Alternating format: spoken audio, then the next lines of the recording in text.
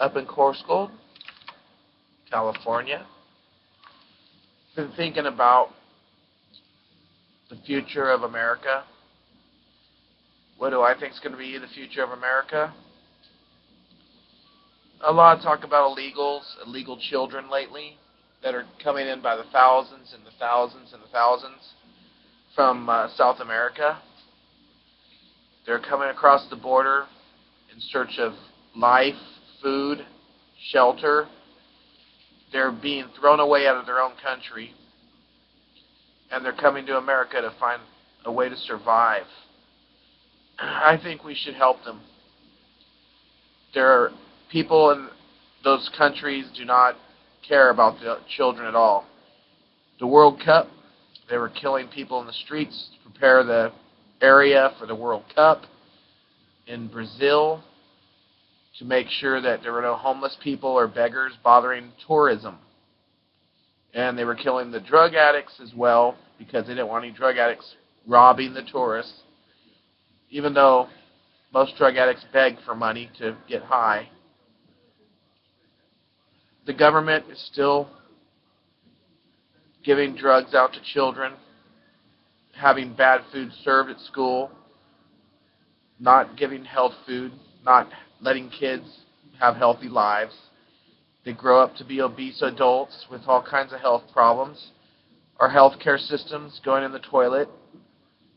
I can speak from experience. I went to the behavioral center. I had a nervous breakdown, maybe my 20th one in about 3 years. And the place is becoming like a jail. People coming in are just full of violence and anger, and they are either demon-possessed or they have really lost their minds. Most of the times I go there, it's for nervous breakdowns, and people are pretty much just really nervous. But we can still function. Now I'm noticing people coming in that are not functioning. It's sad because they're young people, and a lot of them are probably going to leave the behavioral center and kill themselves because of the fact that they're so addicted to the drugs they're given, they don't have a mind of their own. I'm still kicking Klonopin. I'm still fighting this battle. I've been going for 2.5 years. I'm recording a video, honey. What time is it? It's 10:45. What? Yeah. You mean 11:45? There you go. I was an hour off. I told you I'm fighting Klonopin. 11:45 at night. She wants to know. She's one of these people who has to know the time. Just has to know it, no matter what. Now, as I was saying, I'm fighting the battle for 2.5 years of getting off of Klonopin. But it's not true. I've only been wanting to get off of Klonopin for 8 months, since last November. We're in June now. The 1st of November is when I really decided, right after Halloween, I didn't want to use it anymore. Right after Halloween, I started feeling like I'm allowing a drug to run my life. I'm allowing a tranquilizer to be who I am. Every emotion I feel, everything I do, every word I say, I'm allowing a drug to control my mind. It's not what I want to be. My doctor, who does not like Klonopin, has been coaching me for the last 8 months to get off of it. Dr. Brooks. He's been trying to get me off of it for 8 months, and I'm still only halfway. It's just taking a lot longer than I ever imagined. I think that what's going on with the kids that are homeless and coming to America should be helped. What? I'm recording a video. You didn't hear me because your TV's too loud. The children in Brazil, the children all the way down, all through South America should be helped. Jesus came to earth to show us humanity. What humanity is taking care of other human beings, regardless of who they are, what color they are, what age they are. Take care of the young and old is what Jesus said. Take care of the young and the old. He didn't say become rich, wealthy, and powerful and sit on a big pile of money and only take care of yourself. He said take care of others. Be a servant of mankind. So as the Son has come to serve man, so should man serve man. So, war is definitely not a good idea. If we keep getting attacked at any point, I don't think we could ever find all the terrorists. We haven't had a major attack since 9/11, and a lot of things have been said about that.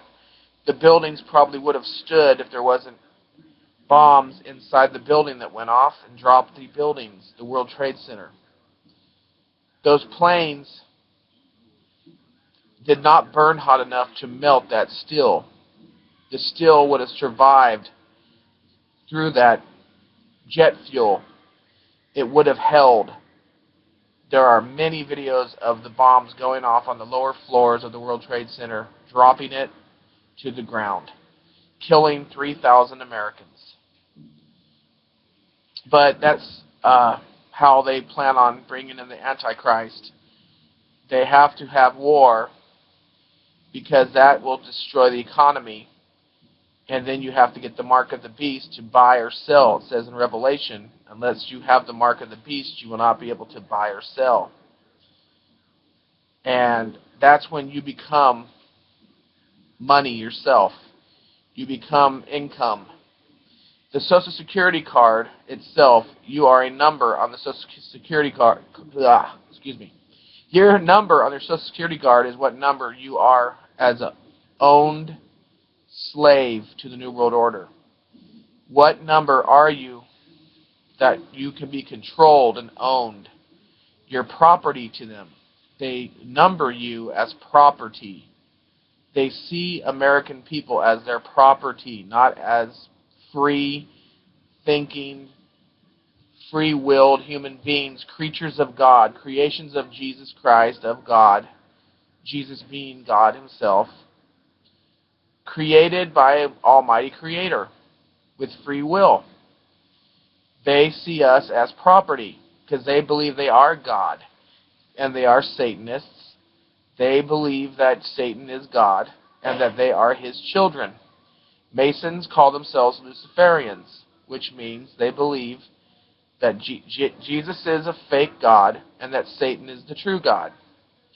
Now, here's the last thing I'll say about the world that I know of right now. We're all going to die and face Jesus. No matter who you think you are or what kind of life you've lived, no matter how much money you make or how poor you are, no matter how many drugs you've done or how well the life you've lived, just remember, Jesus is God. Jesus is all-powerful.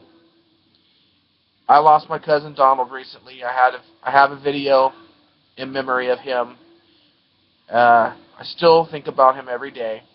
It's only been a little over 3 weeks. You know, it's just terrible. It's really, really, really sad to me. It's coming up on 3 weeks that he did die, actually. It's Sunday now. It's going to be Monday, after Sunday, Monday. They found his body 3 weeks ago, this coming Monday. He drank himself to death. He drank himself to death with vodka. He took his life. I still can't believe my cousin decided that, but I love him and I forgive him for doing that. I know he was unhappy, he was depressed. He just gave up on life. I love and miss you, Donald. God bless you. I know you're in a better place. You're safe with the Lord. You're safe with Jesus Christ. You're with our family that's in heaven. You're with all the beautiful people that are in heaven, all the good Christian people, and all the good people that never even knew about Jesus before he died on the cross, but lived holy lives. You're safe. You're not in any more pain. You're not suffering anymore. I love you, Donald. And I love you, family. And I love everyone. God bless.